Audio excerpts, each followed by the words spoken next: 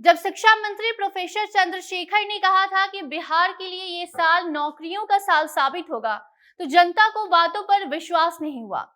लेकिन अब जब वित्त मंत्री विजय कुमार चौधरी ने वित्तीय वर्ष 2023-24 के लिए 2,61,885 करोड़ रुपए का बजट पेश कर 10 लाख युवाओं को रोजगार देने का ऐलान किया है, तो अब जाकर लोगों में ये आस जगी है कि बिहार में इस साल नौकरी की बौछार होगी।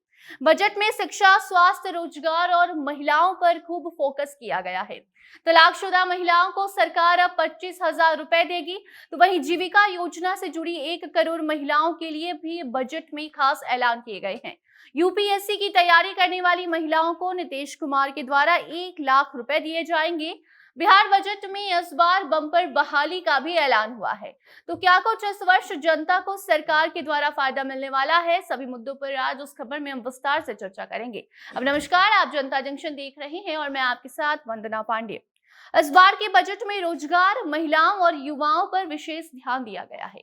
वित्त मंत्री विजय कुमार चौधरी ने बजट पेशी के दौरान 10 लाख युवाओं को रोजगार देने की योजना पर बात की। साथ ही महिलाओं के उत्थान के लिए भी कई योजनाओं का ऐलान किया है। 2,61,885 करोड़ का बजट बिहार सरकार ने पेश किया। बजट पेशी के दौरान विजय कुमार चौधरी ने बिहार में बढ़ी हुई जीडीपी पर भी बात किया, जहां पिछले साल के मुकाबले बिहार की जीडीपी बढ़कर 6.75 लाख करोड़ रुपए की हो गई है। तो वहीं बजट की बात करें तो पिछले 10 साल में बिहार का बजट भी 3 गुना बढ़ा है।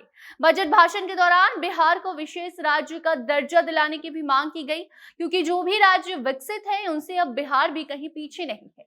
लेकिन बिहार में गरीबी दूर होने का नाम नहीं ले रही, इस पर भी विचार विमर्श किया जाएगा और उसका भी जल्दी निपटारा किया जाएगा, ऐसी बात कही गई है।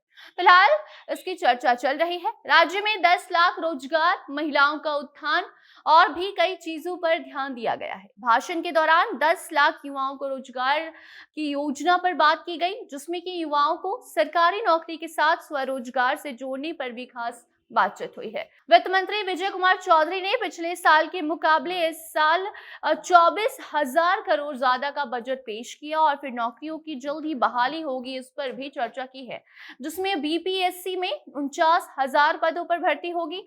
वहीं शिक्षकों की भर्ती पर भी बात की गई है। जिन शिक्षकों की भर्ती फिलहाल शिक्षा विभाग में चल रही है, उसे भी मई महीने तक पूरा कर लिया जाएगा।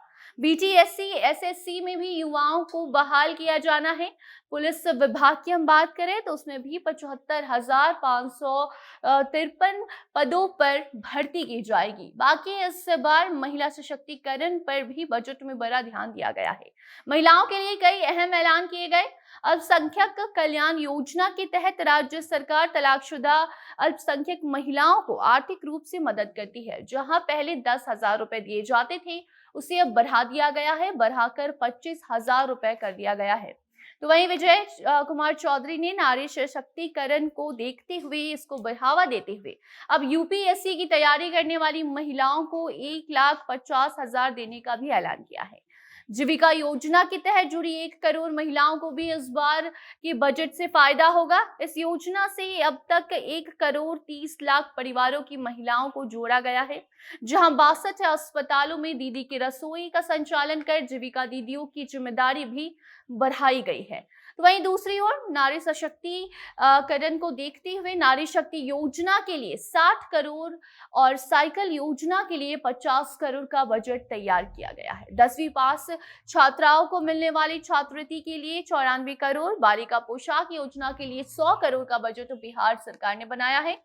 पटना मेडिकल कॉलेज के लिए 5,540 करोड़, तो मदरसा के लिए 40 करोड़ की राशि का ऐलान भी इस वर्ष के बजट में किया गया। तो कुछ इस तरीके से इस बार बिहार में शिक्षा, स्वास्थ्य, नौकरी, युवाओं और महिलाओं पर खासा ध्यान दिया गया है। बजट पेश किया गया, 10 लाख युवाओं को रोजगार देने का ऐलान भी हो गया, लेकिन अब जमीनी स्तर पर इसका क्या परिणाम होता है, ये देखने वाली बात होगी। आने वाले समय में ये देखने को मिलेगा कि जो भी बातें बजट में कही गई है बजट भाषण के दौरान, वो कितनी सच साबित होती है। तो अब इससे जुड़ी कोई नई अपडेट आती है तो उस जानकारी को आप तक हम जरूर साझा करेंगे। तब तक आप अपनी राय इस साल के बजट को लेकर कमेंट सेक्शन में बता सकते हैं। वीडियो को शेयर कीजिए और बाकी अन्य खबरों के लिए बने रहें जनता जंक्शन के साथ। कैमरे के पीछे थे विशाल और मैं थी आपके साथ वंदना। धन्यवाद।